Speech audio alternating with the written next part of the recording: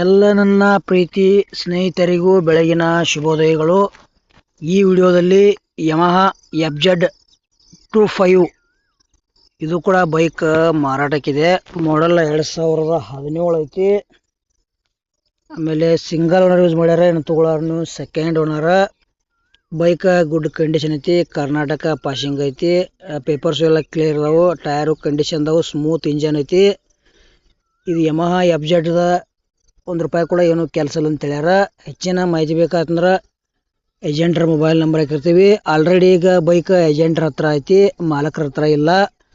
ತಗೊಳ್ಳೋರ್ದ್ರ ನಾವು ಏಜೆಂಟ್ರಿಗೆ ಫೋನ್ ಹಚ್ಚಿ ಲೊಕೇಶನ್ಗೆ ಹೋಗಿ ನೋಡಿ ಖರೀದಿ ಮಾಡ್ಕೋಬೋದು.